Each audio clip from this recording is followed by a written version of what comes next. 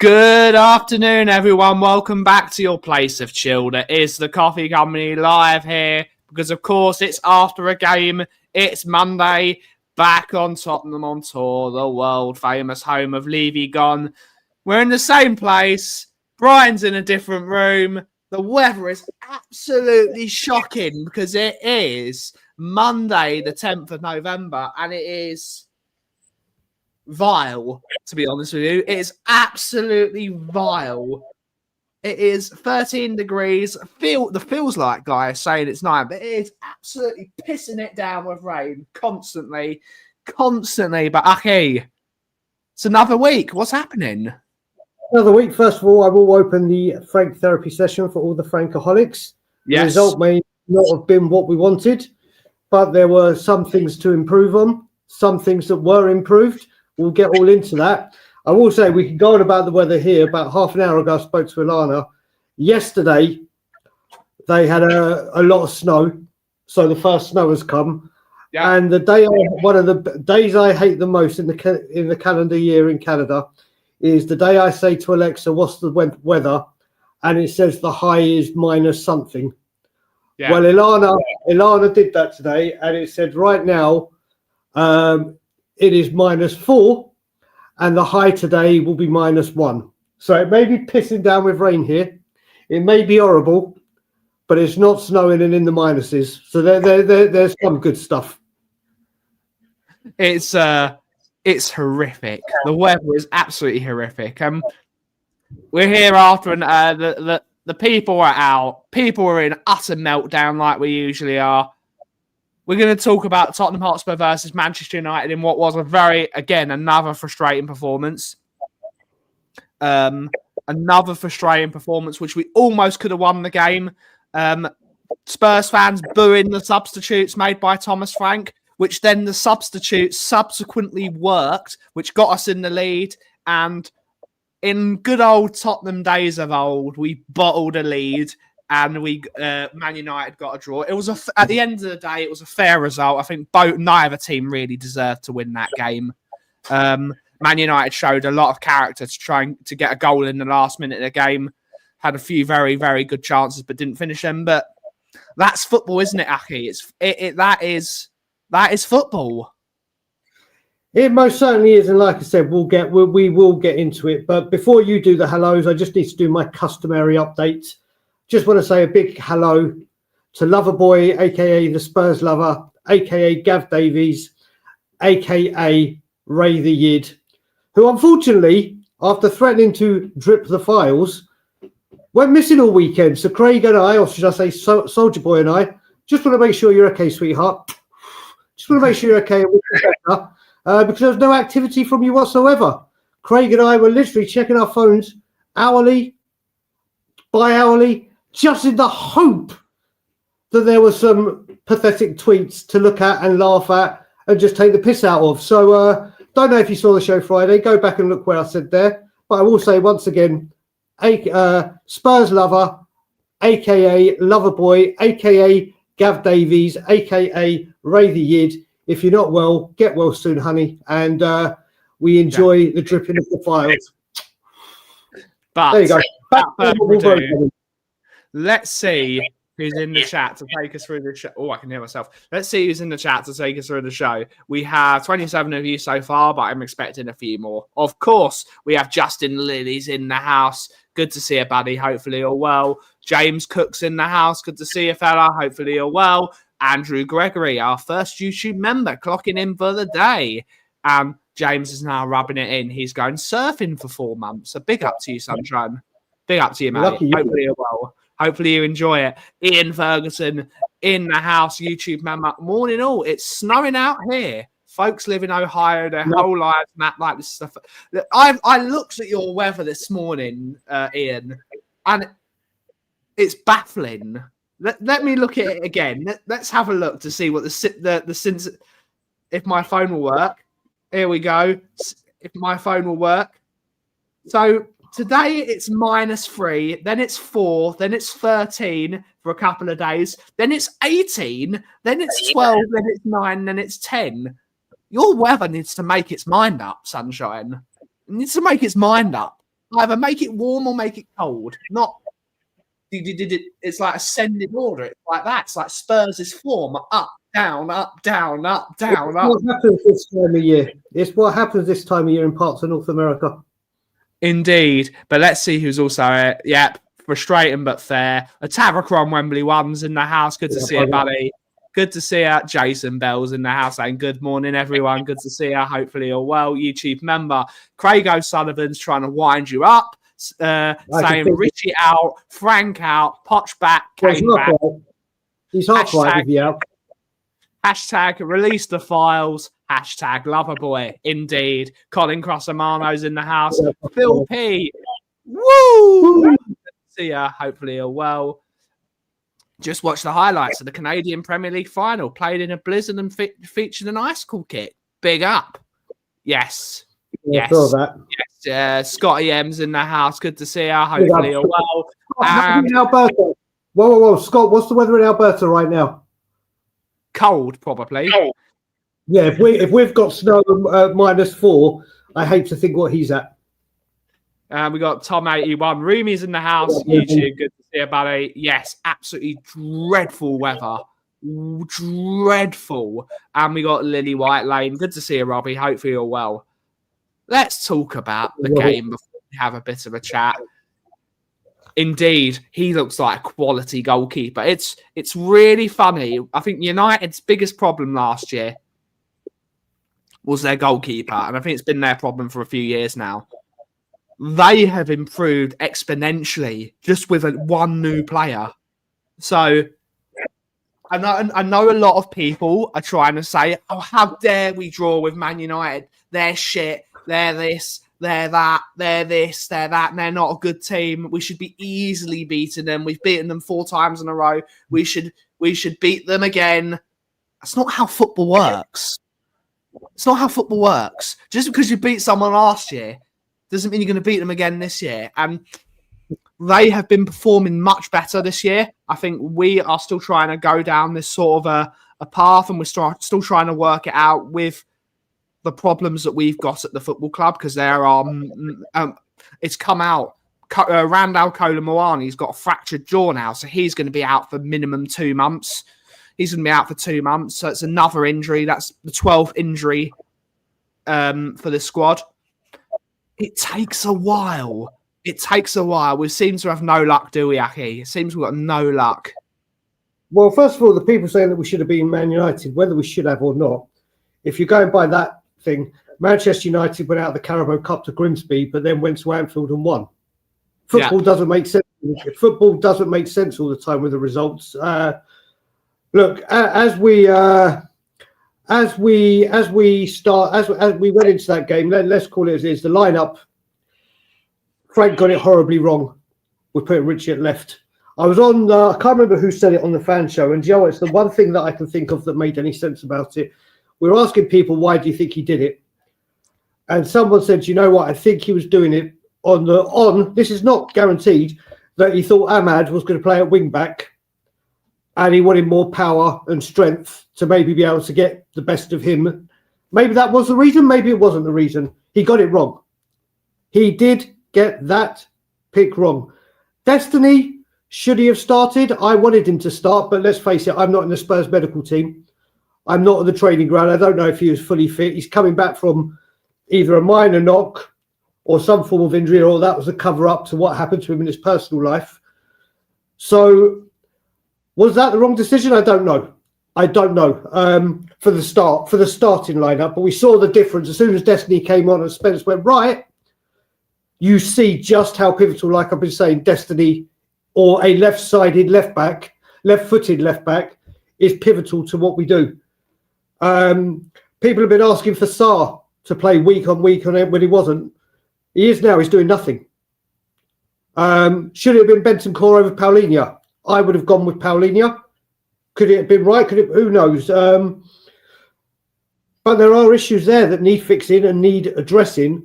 But for all the people that said they wanted to see a more attacking, offensive style of football, you got that. Chances, first half, how Richie's missed that from that incredible Brennan Johnson cross, I have to say. Incredible cross on his left foot, how he's not even getting a contact on it. But then in the second half, we played some great football.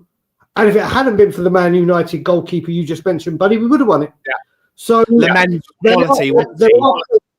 there are things that need to be fixed and addressed. Granted, Thomas Frank has got to fix that quickly, especially at home, and realise we're Tottenham Hotspur, we don't do this, or we need to be better than this at home.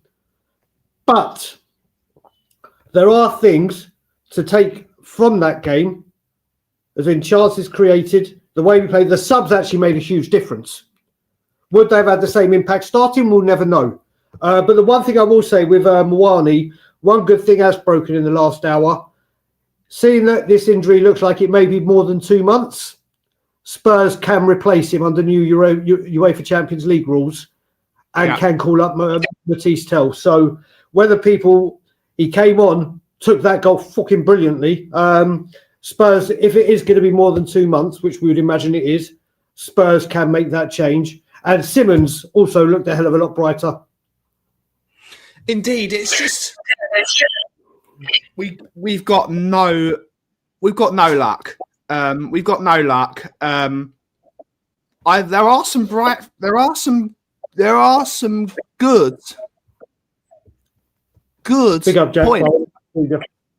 some good points that we can talk about.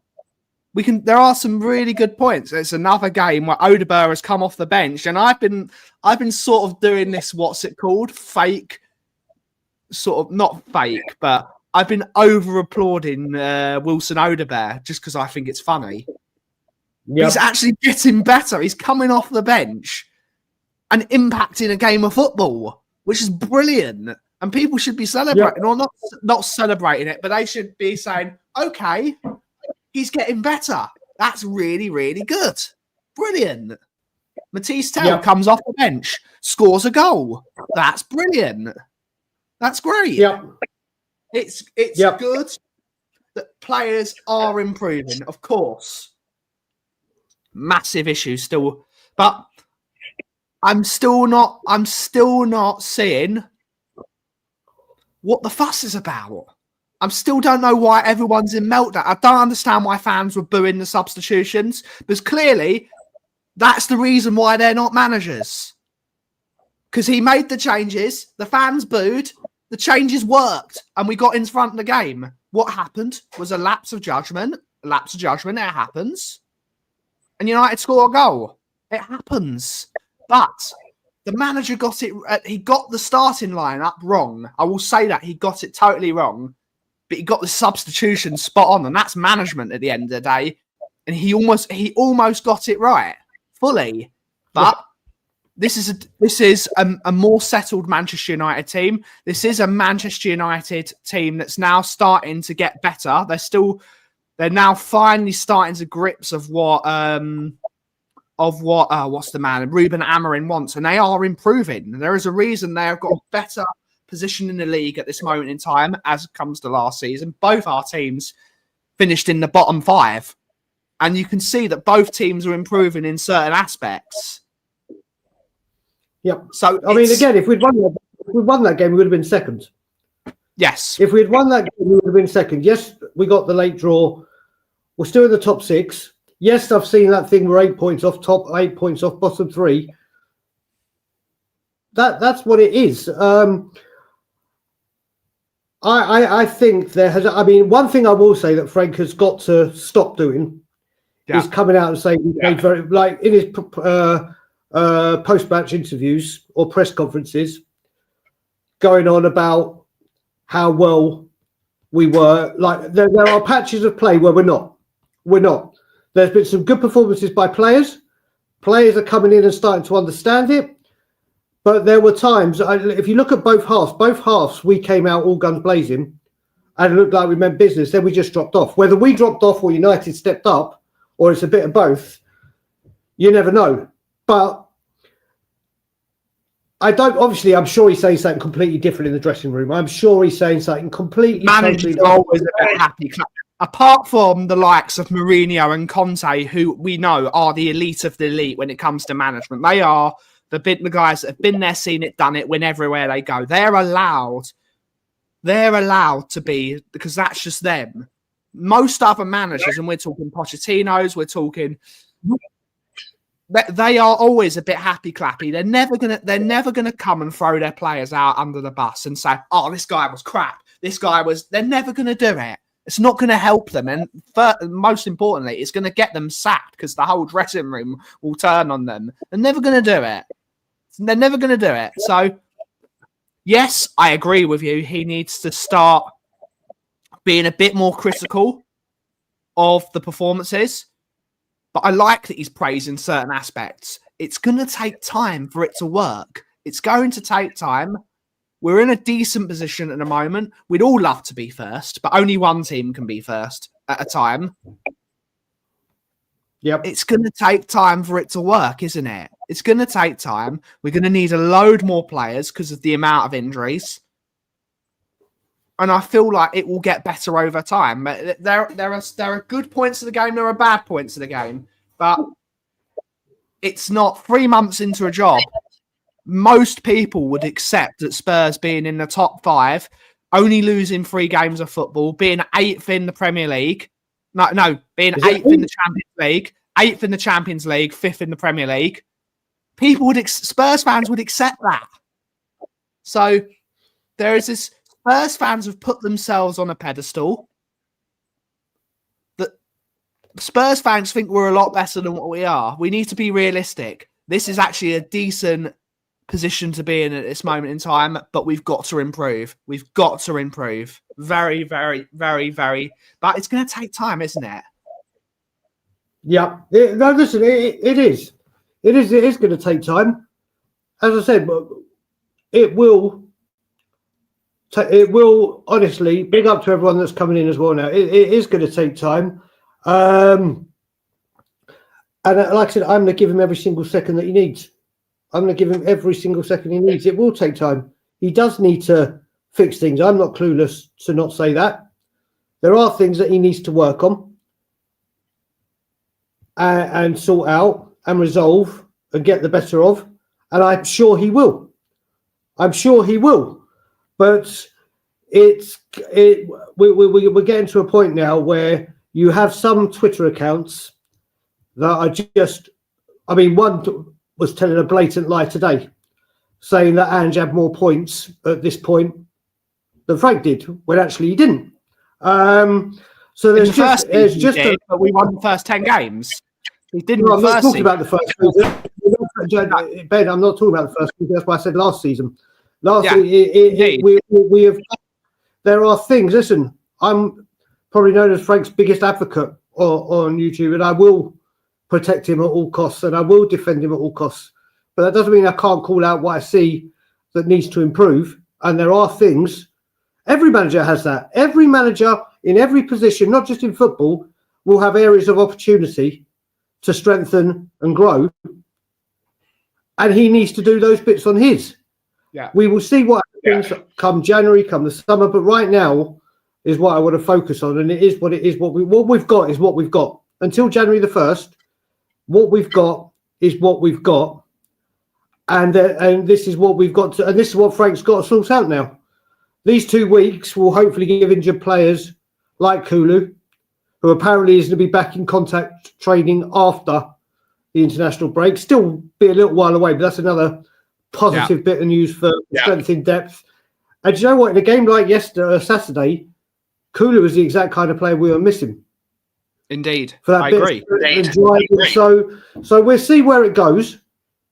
We were 4 minutes away or 6 minutes away from losing. We were 1 minute away from winning. And like you said, probably got the draw, which was the fair result. But we created the bigger chances. We created the better chances. Their goalkeeper made a couple of outstanding saves. And we take a draw. I'm going to take this point in the show to flame Angus, because Angus needs to show a bit more humility.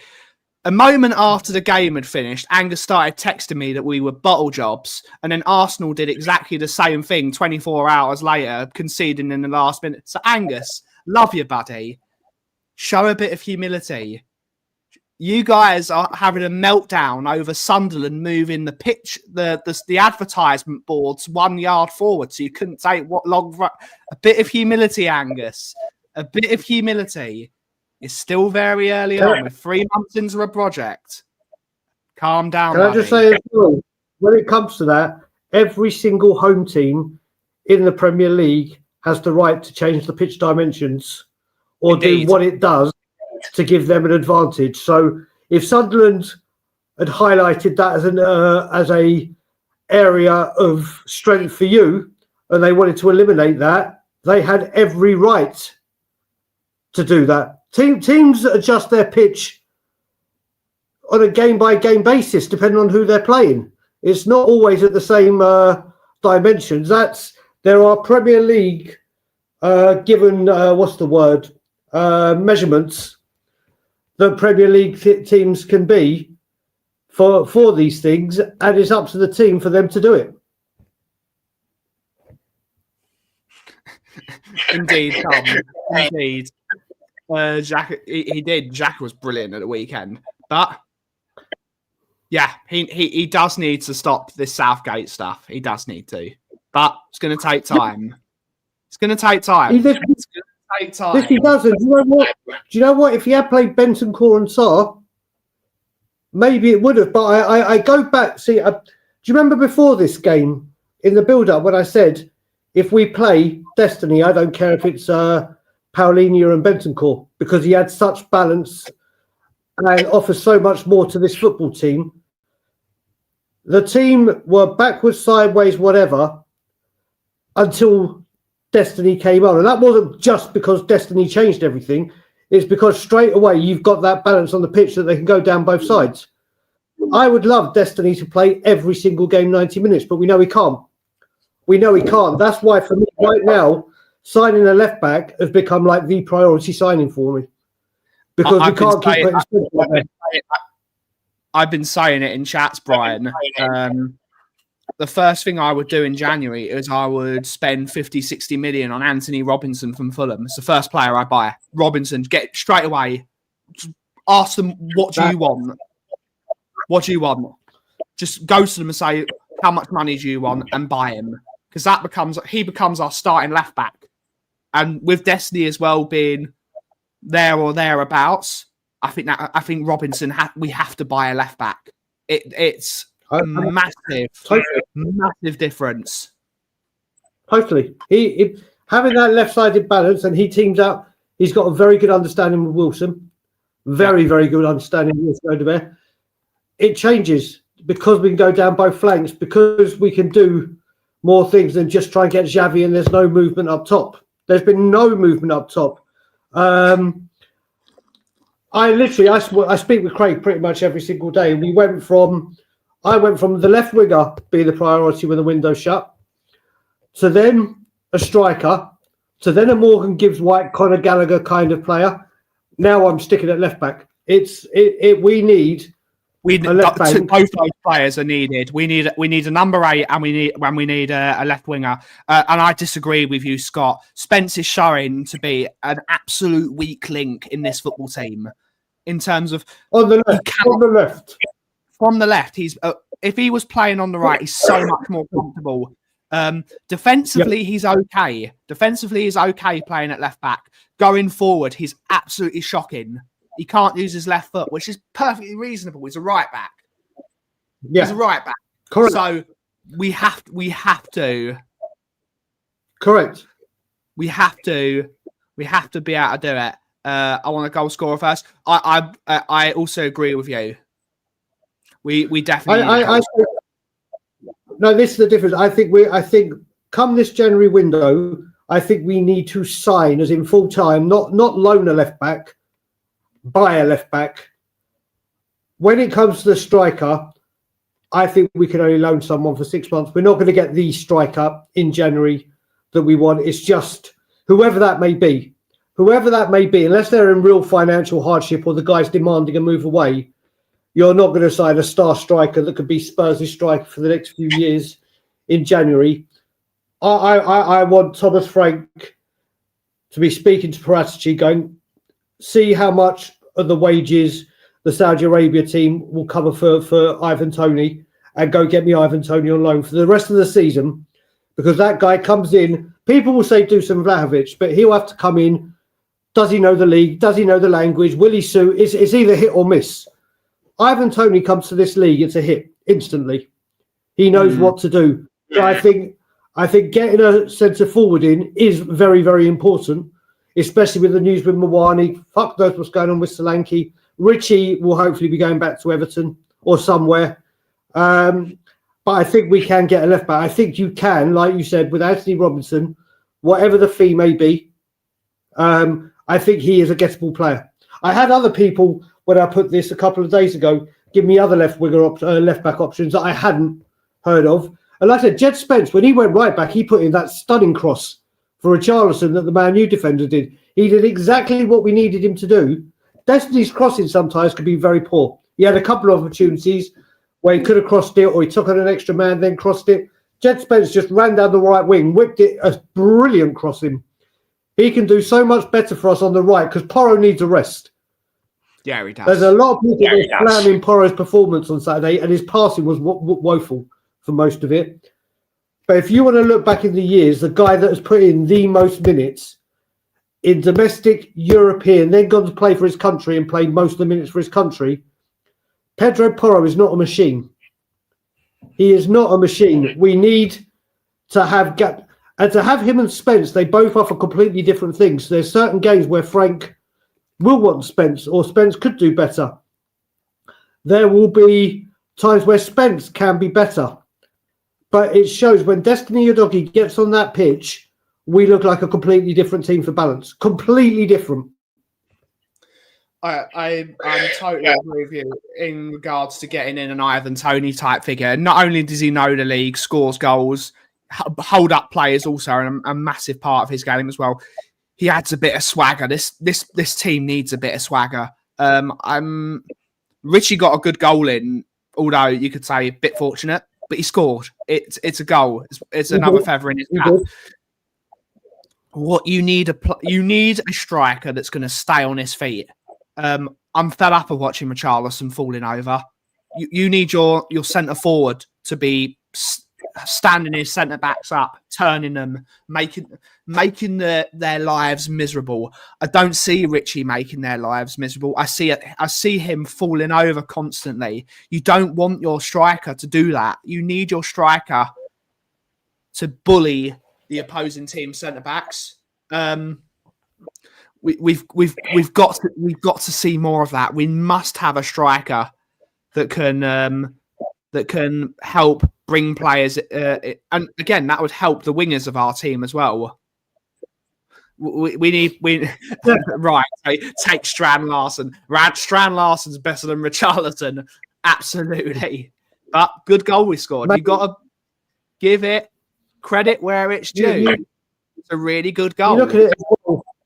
Xavi, much better, much better. But once again, he gets the ball, and sometimes we're slow getting the ball to him. And even when he has got the ball and he's running, I've said this for a while, and it's not just a Thomas Frank thing. We had it with Ange Postecoglou. We certainly had it with Conte. We certainly had it with Jose. The only time I remember having it properly was with Poch, was the lack of movement. There is no movement. And when you've got someone like Xavi who can play that ball, defense splitting ball, or that cheeky pass, or take players on, he needs movement. He needs movement. And I think if Randall Kolo Muani hadn't picked up that injury, I mean, the last person in the Premier League you want to have a head-to-head clash with is Harry Maguire. He's got a massive head, as the song says. He's got a massive head. And it just shows. And that's why you saw him holding his jaw a lot, or probably why he drifted out to the wing, so he wasn't as heavily involved, obviously. I think he would have made a difference. I think he would have, after what we saw on Tuesday. But when you've gone into this season and you haven't got a striker that's scoring regularly, it's always going to be a problem. And when you've got someone like Xavi Simons who wants to supply one,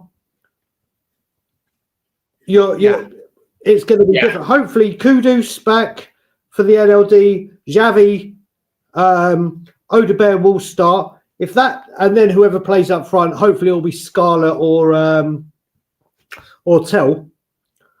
hopefully they can get a bit of momentum playing together and understanding until January. Then we address things in January, and things have to be addressed in January.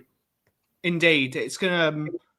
I am liking the improvement of Wilson Odegaard because it's funny to me that that everyone's slagging this kid off, and he's actually putting in some really good performances. And all the things that people are asking him to do, the next game he starts doing, and he does it well. And people are still trying to find it. With Wilson Odegaard, I've never... Well, there are players. People constantly moving the goalpost when it comes to him. They constantly... They ask him to take his man on. He starts doing it. Then they move the goalposts again. Then he does it. Then they slag him off again. It's good to see him improving. This is a child, and he's improving week in, week out, and that's really, really good. And I still think in January, if we can get a left winger in, I'd love to see it. I'd love to see it. But it's no. I'm just going to add something before you do that. So I can see Scott and Angus having a little chinwag about Tony and why would he want to leave? He's making millions, blah, blah, blah, blah, blah. First of all, he wants to try and get into the World Cup team. Second of all, it would only be a 6-month loan deal. Third of all, his wages wouldn't change because the Saudi Arabian team would need to supplement it by a very, very large chunk. So he's losing absolutely no money. Gets to come home and play in England. Gets to hopefully force his way into a World Cup squad, which will probably be his last opportunity. All the reasons are there. And of course, there's Thomas Frank. So he's got absolutely every single reason to want to come here because he won't get into the international team playing in the Saudi league. That's what's happened with lots and lots of players for represent the countries they represent. There is more chance of us getting Ivan Toney than there is Dusan Vlahovic. Put it that way. I think both are on the table. I think both are on the table because Juventus do need to. They need to start cutting their wage bill. There is a massive financial struggle over in Torino. There's Good for Juventus. I don't want Dusan Vlahovic. Dusan Vlahovic will come here. It might do, but then again, it might not. But with Ivan Toney, you know that he comes to the Premier League, has scored goals for fun in the Premier League, knows the position that he'll be and the role will be asked to play. So I literally, if someone said to me right now, and I was in charge of Spurs trial, you can have Ivan Toney or Dusan Vlahovic, I'm taking Ivan Toney before you even finish the word Dusan Vlahovic. Done. It's not even a question for me. Let's ask the people in the chat. Spurs are about to bring a striker in. Let's just say guaranteed, and it's either Dusan Vlahovic or Ivan Toney. For the 52 that are in here, which of the two are you taking? Just answer Toney or Vlahovic. Like I said, on the knowing that one of them will come for sure. I'm not saying one will come for sure, but I'm saying in this scenario, either of them are prepared to come. Which one are you taking on a 6-month loan till the end of the season? Good stuff. We've got some answers. We've got Miguel. Good to see you, buddy. Hopefully you're well. Hopefully you're well, Michael. Hopefully you're well. Good to see you. Yeah, we're never getting Yildiz. We're never getting him. He's top quality. He's a very, very good player. I would say never say never when Fabio Paratici and Juventus are involved. Never say never. Very unlikely, but never say never. Let's see what people are saying. Michael is saying he would... I wanted Toney, but I just realised we ain't getting him. Michael would like Vlahovic. Toney, Vlahovic is not that good. Toney.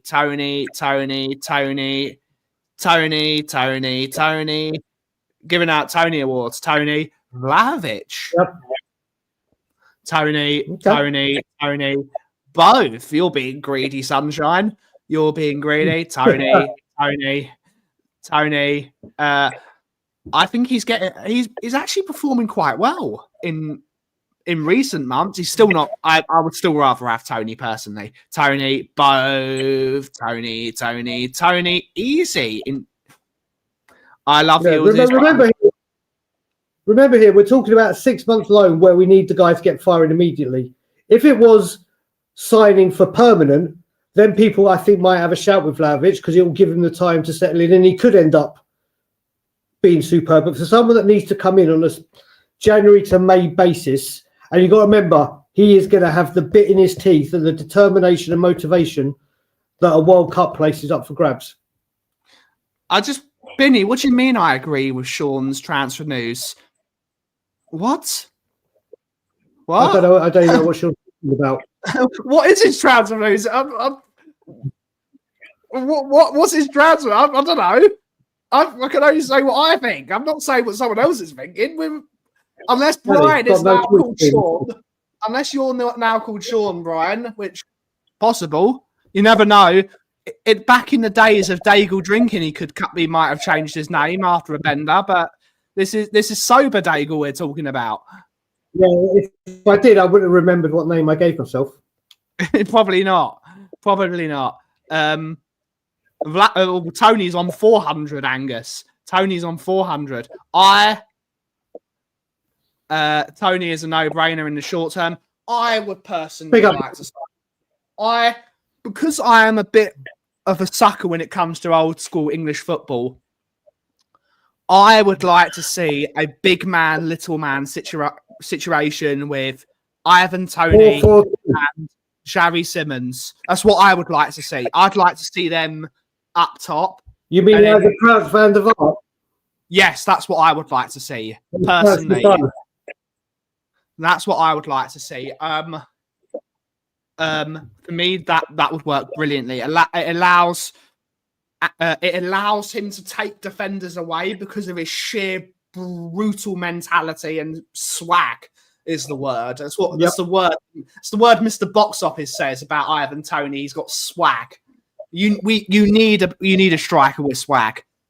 Using his, because I think Richie sees himself as a bit of a hard man. Ivan Toney is a hard man. He doesn't have to prove anything. He's a bit nasty, and you need that up front. So I think that would really work well. Knocking balls down and then create that little pocket of space behind the Xavi Simons to roam into, and give players someone to cross the ball into as well, which is what you need. Yeah, you look at it as well. If it was Toney, defenders, when we go up against them, know they're in for a game. No, they're in for a game. No, there is a finisher there. Whether it be penalties, he scored free kicks. He isn't just a far post header or whatever. He can cause chaos. Yes. And his hold-up play is something we have desperately been missing this season. Desperately been missing. So I think Ivan Toney is a no-brainer. I honestly do. You get him on loan. Spurs will probably be talking about which striker they want to sign in the summer. And that will be a signing. And I think that's where they need to go big. Like, not sign a prospect like, we are signing you because you score goals wherever you go and you're ruthless, and they ain't going to come cheap. No, they're not. They are not going to be cheap. So the loan market is going to be big this January. And I think Ivan Toney coming to Spurs would be massive. Would be massive. Toney in the winter, Kane in the summer. That's what we all want. That's what we all want. But it's not going to happen. It's not going to happen, is it? It's just not going to happen. I'm still convinced he is coming home. Convinced. And I'm not going to change my mind. You're mocking Danny Welbeck. Danny Welbeck has earned his position in the England squad this month. He's been brilliant for Brighton in recent years. And one of the things I will say about Thomas Tuchel, and people will diss Thomas Tuchel, he is picking players based on merit. He's not picking. Jordan Henderson is a bonkers one. I don't understand why he's picking Jordan Henderson. For some reason, he likes him. Maybe he likes his leadership around the camp. But he is picking players like Alex Scott. He's picking players on merit. he sees that Alex Scott is playing really well, so he's picking him, which is really, really good. Danny Welbeck is playing really, really well for Brighton. There's a stat with Danny Welbeck. I think he's 4 goals away from scoring the same amount of goals in his 30s as he did in the entirety of his 20s. It's not bad, is it? It's not bad at all. He's tailor-made for what... This is the thing. He's tailor-made for what Brighton have wanted to do under managers. And you won't find a striker in world football right now, other than Ivan Toney, that is tailor-made to understand immediately what Thomas Frank wants. Immediately. Whether you like the style of play or not, and trust me, the style of play will change. And look at the strikers he has developed for Brentford and where they've gone and what they're doing. If he gets the players he needs and says, right, this is a strike force I need to play the kind of football I want to, then things will change. And we'll see things change when players come back. But one thing I will say about Thomas Frank, you don't hear him bang on about injuries. You may say he's injured away. He hasn't harped. Where he has gone on and said things are really good in the games when they haven't been, you won't hear him constantly talk about injuries. The injuries are there, they're there. It's part of football. Yes, we are cursed regardless.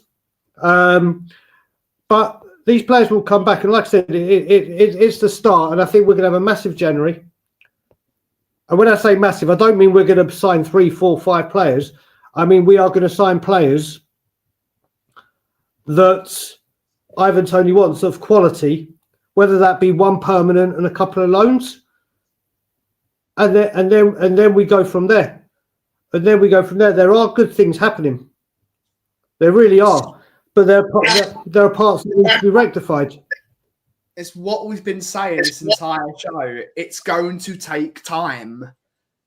It's they're relearning the fun with a lot of injuries, and it is not an excuse. Injuries, I will say, injuries are not an excuse. But we have to get the best out of what we've got, and we have to buy some players. Even with I think the only 2 players you can really say would come into this squad and make a massive difference are Dejan Kulusevski and James Maddison. We could really do with their quality. We need their goals. We need Dejan Kulusevski's hold-up play. We don't have a single midfielder that can get hold of the ball and run with it. We don't have it. We need a midfielder that can grab a hold of the ball and use. We need players like that. With Maddison in the team, having Maddison in the team, with that leadership skills he's got, and his goal scores that he does, we need these players. I don't see Solanke coming into the team and really doing that much different. Personally, I don't rate Solanke. It's going to take time, and we need a load more players. And as we've been saying, this is when all hail Vivian Lewis, as we've been saying. If you get it wrong, you're on the chopping board as well. She's got 2 windows. She's got 2 windows, but I will say I do want to quote something you just said and have a little discussion about it and see what people feel, because I know it's split a lot of opinions. And I haven't spoken on this. I think it's the first thing I've been on since We Are Tottenham TV. And I don't think James Maddison particularly showed leadership material on Saturday. Listen, I'm absolutely fine with you having a rival fan in your box. It's your box to do with what you want, as you want. But all the other injured players are sitting on the touchline, whether it be Archie Gray, Kudus, whatever. But you swan off to your box to do some YouTube content for clicks, likes, and followers.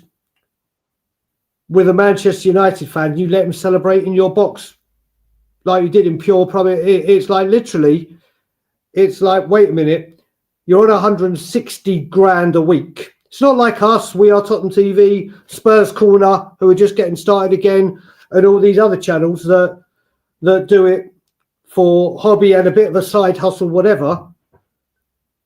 You're in the leadership team. You should be down there with the team. If everyone else has to be down there, you should be down there. But yet you're there. Like I said, I've got no problem Angry Ginge being in there, your mates, whatever. But to stream it for content when you should be a leader and be with it, that part rubbed me the wrong way. You're a Premier League footballer. You're an elite athlete. You're an employee of Tottenham Hotspur. Some of the stuff he's done on his channel is brilliant, and insight to the club that you'd never see, whatever. But I think that was very unleadership material. Like, I don't see that much of a problem, to be honest, Aki. I don't see much of a problem. Unfortunately, that is the double-edged sword of being a content creator as well. He probably sees that this might be his way down by hook or by crook, unfortunately. It's good that he's doing some of the things to get what we want from our vice captain is we want him to bring the fans closer to the team, and I think he is doing that. Probably could be handled differently. I'm not sure. There's a time and a place, and if you're on the way down, like you said, he's going down. He's on the way down as a very, very, very, very, very, very rich man. His children's grandchildren will be heavily looked after. There is a time and a place. That's what I'm saying. There is a time and a place. If they'd been in the box after the game doing interviews, whatever, fine. No issue, no drama. But if every single person and player has to sit on the bench, and we've seen them all sit on the bench, not in Spurs attire, in their own gear, whatever, sitting down on the bench being with the team.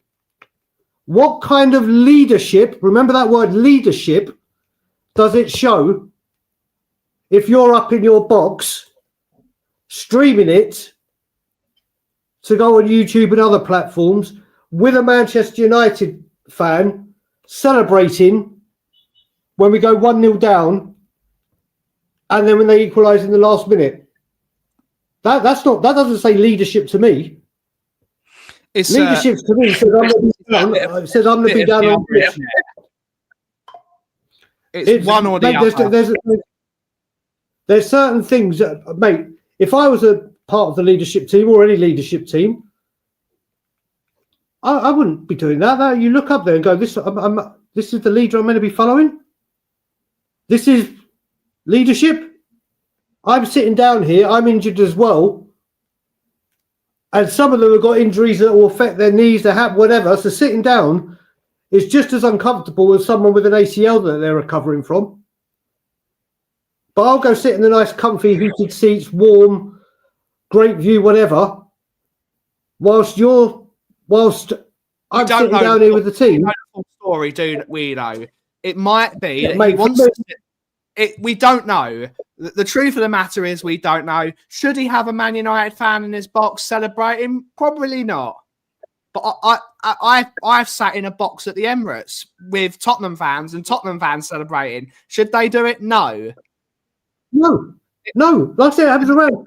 But when there's a big difference to fans. There's a big difference to fans sitting in different boxes.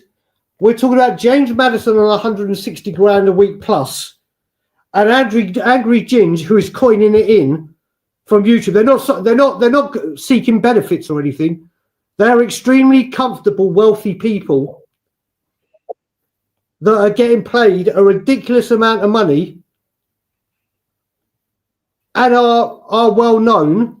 And I'm sorry, when you do this, like I said, when we do YouTube, we can come in for hate. The trolls come in and troll us, whether it be because of our stance on Levy or whatever they want to go at. When you become synonymous and this big, you open yourself to criticism. I've got absolutely no problem him being in the box. Absolutely none whatsoever. I used to sit in Danny Rose's dad's box. Used to sit with the dads of opposing players or fans from the opposite. We had banter, we had a laugh, but when a goal went in, there's no reaction from the opponents or the away team. Football, the modern game of football is so different. The modern game of football is so different. Football has changed. There's no longer the hostile atmosphere. You can do that now. It's the problem with the modern game. Let's move forward because it is an interesting conversation. Probably one we should be having as an actual standalone show. We've got to it, and it is interesting. It's a very how do you do it? Why don't they police it a bit more? Because surely the club knew he was coming, and surely the club knew he was going to stream. So why did the club allow it? It's the club need to. The main thing, Ben, sorry. Go on, you finish, bro. Sorry. I don't know how the club should manage it. Should they manage it better? Probably yes. This is the problem with modern football. This is the problem with streamers like Angry Ginger's one of them. You've got I Show Speed that goes to all the games. You've got loads of different football YouTubers. Oh, he would have. If he can make a buck out of a near ban, if he could make a buck out of it, that man would sell his own grandma. But without a doubt, I don't know how Levy's come into the subject here. But the only thing that brought it out was you mentioned the word leadership with Madison. To me, what he did defies leadership. Not defies, is the absolute opposite of leadership. Leadership is being in the trenches with your team. Leadership is being there and giving words of encouragement to the team. Leadership is all for one and one for all. Not leadership is seeing that I'm a leader, I'll go sit in the box and watch it with all the great things that comes with it and stream it and allow. If that was my box and I saw a fellow Manchester and I had a friend and he was a Man U fan, he got up, I'd tell him to sit the fuck down immediately and have some respect. End of discussion. What James Maddison displayed was not leadership, was anything but. That's what I'm getting at. It doesn't personally annoy me that much, but I just see it as the rot of modern football, and it's with content creators and football. Like Angry Ginger's the tip of the iceberg. With people like I Show Speed, for example, there's so many football YouTubers now that will just use that. It's the decline of modern football. It's the problem with a football world. It's the problem with the football world with streamers involved. But let's move on. We have now got an international. But it's a good conversation because I don't disagree with what you're saying. I don't disagree with what you're saying at all. But unfortunately, this is modern football. Modern football is not the same as the football. Like, I remember when we beat Chelsea 2-1, when Aaron Lennon and Michael Dawson scored that first win under Martin Jol. I can't remember who scored for Chelsea. It's a long time ago now. I just say, Ghosted has just absolutely fucking nailed it. He is bring up his comment. He is absolutely bloody. He's nailed it. He's absolutely bang on nailed it. Well done, Ghosted. I applaud you, brother. Spot on. Back to my point. When Spurs beat Chelsea 2-1, Aaron Lennon and Michael Dawson scored. It might have been Joe Angus. A Chelsea fan got up because it was 1-0 Chelsea. He got up and celebrated. Every single person hit him when the steward escorted him out. Every single fan punched him on the way out. That's what it was. Football's a different game now. Fandom of football is a different game now. Well, the other thing to talk about this before we go to international break, and Spurs, this is all on you because of the pricing and what Levy has done with making these tickets. The amount of United fans, and it's not just Spurs, but it is happening easily at Spurs because we do have empty seats right now. The amount of Manchester United come here and got tickets in our end is disgusting. And it's because of the overpricing of tickets. Mate, I hope, and I hate to sound disrespectful to the people. If you sold your seat to a Man U fan, I hope you get your season ticket revoked. I honestly, it's come to the point. There's giving your ticket away to friends or selling it on the exchange, but giving it to a United fan. But that's not the Spurs fan. Are they being? Fans. Is it Man United fans buying them on the ticket exchange though? That's what I'm saying. But it's because they're so overpriced, and because of the new ways they've gone around this. This didn't happen 3-4 years ago. Perhaps a Man United fan paid the 25 quid for the membership and then bought a ticket and then cancelled their membership. You can do that. So the system's all wrong. The system's all we had this conversation last Friday, Brian. The tickets are too expensive. Stop pricing out Spurs fans. If you stop passing out, you're going to have more Spurs fans in the stadium. It's simple as that. But let's move on to the international break. I think the international break has come at a good time for Spurs now. I think a lot of the players that have not been called up need a bit of a break. I think Spurs need... Of course, you don't want to end the international break on conceding a last-minute goal. That's never going to be what you want. I think this is a good time for an international break. I think we just need to put ourselves on ice. What do you think? Is this the right timing for you, Brian? I think the last two international breaks have come at the right time for Spurs. Remember, this is the last one till March. So after this, it is non-stop football. Big up to you, buddy. Big up, Mike. I love that name, Mike. I'm a massive EastEnders fan, so whenever I see that, it makes me laugh. And Rain is right. They're going on general sale now because they can't sell them.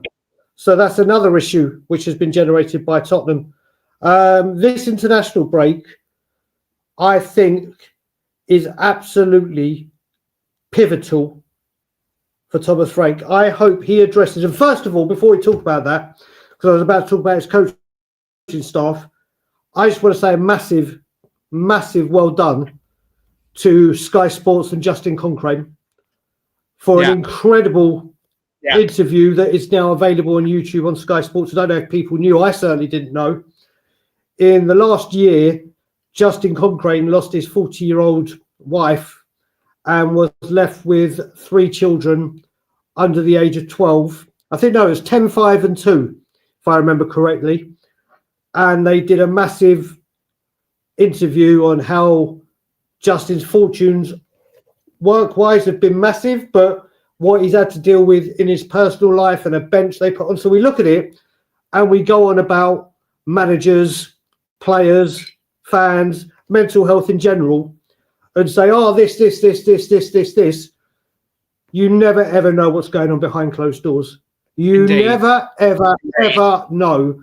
And what Justin Concrane has just been through in the last year, some incredible highs from work. He told of a bus ride when England were going to Wembley, and he saw the Golden Arch. It was Golden Arch. He saw the arch, and he just bawled out crying because he realised he realised that he can't pick up the phone and WhatsApp his wife, and he realises when he gets back after a victory, when he sees everyone messaging there.